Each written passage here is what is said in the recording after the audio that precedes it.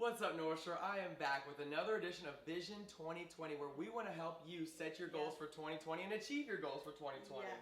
I'm here with Dawn, my team leader here at Keller Williams. And Dawn, we want to talk about New Year's resolutions. Why do you think that New Year's resolutions often fail? That's such a great question. It's a loaded question. Yeah, and you know what, Daniel, I appreciate that you're asking me that question now instead of asking that question in January when most people start thinking about that. Right.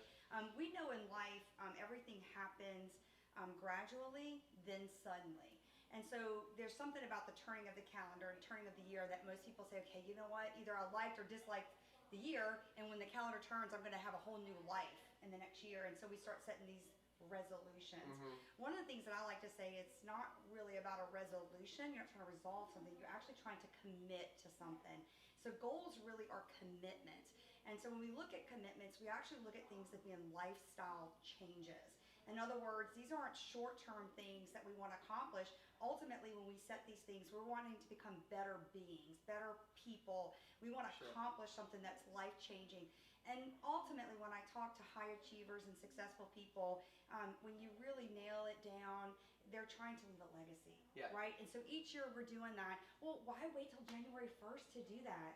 Right? And so October is the month that I have always encouraged people to start looking at their next year, because there might be some things that you need to do now in order to start that January 1st. For instance, some people, the famous one is everybody wants to lose weight, right? Yeah, sure. So they go and say, on January 1st, I'll join the gym. You can't find a parking spot at Franco's on January 1st. But you give it 3 weeks, what happens? You can pick right in front your parking spot, right? And so, if you were going to go join the gym and you wanted to go work out and you waited to the day that you had to go to the gym to go buy tennis shoes and workout clothes, you will then give yourself the excuse, well, today I'm going to shop, tomorrow I will start. Well, what I'm saying is today we shop. In October is where you really start planning your next year. That's where you're going to write it down. You're going to start your vision boards. You're really going to go through it and say, this is what I intend to accomplish next year, so I'm going to do it now. And don't you like it when you have a head start on someone? That's exactly right. I mean, I'm going to tell you one thing. October is, you're only 11 Fridays away from New Year's Eve.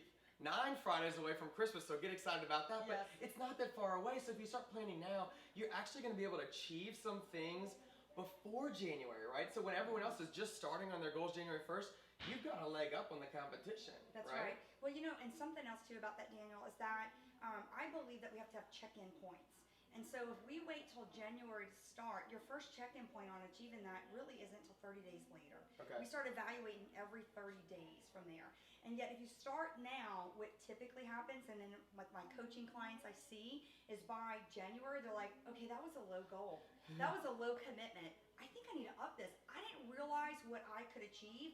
And it's all because they started early and they got momentum. It's like when you're trying to push something up a hill, it's very hard. Yet what happens when you get over to the top and you're going down? You can let go and it's free fall, right? That's what we want to happen on our commitments. We want, when January gets here, that you've gone through the 66-day challenge of getting there, and now it's like we're in momentum. Why 66 days? Well, I'm glad you asked that. So a lot of people think that a habit is formed in 28 days. And yes, there's a lot of books written about it. There's a lot of studies. Yet recently, the One Thing book has showed us through lots of research that on average it really takes 66 days of unbreaking chain, 66 days of achieving a habit. And so if you really want to do a life-changing thing, you're consistently doing it Monday through Sunday, 7 days a week, no day off on that commitment. If you do that, that's life-changing. And I like to say that's legacy building. Right. Oh yeah, you're going to leave a legacy for your family, for your friends and everything. And the cool thing about 66-day challenges, you can mess up, but you got to restart.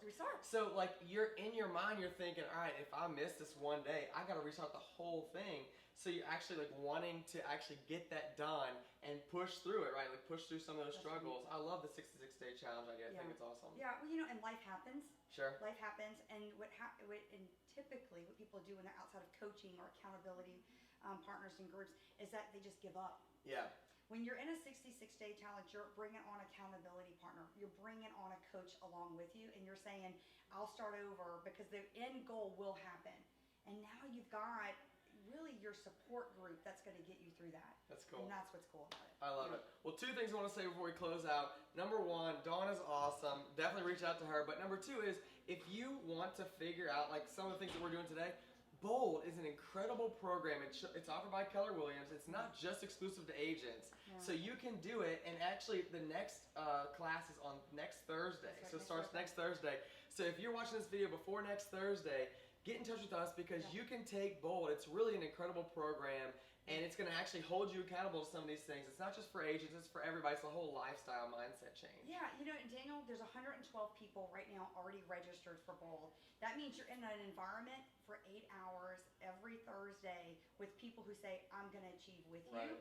And they're going to be your biggest cheerleaders, your biggest support. It's a big support group to get you through that. So it's the perfect time to go ahead and get those commitments done. And we graduate from Bold on December 5th. Right. So what does your Christmas look like now? That's exactly. Your Christmas, and then your whole year is set up for success. So I love that. You guys, check out Bold if you get some time. Thank you, Dawn, for being on the show today, and we'll see you on the next one. Cheers. Cheers.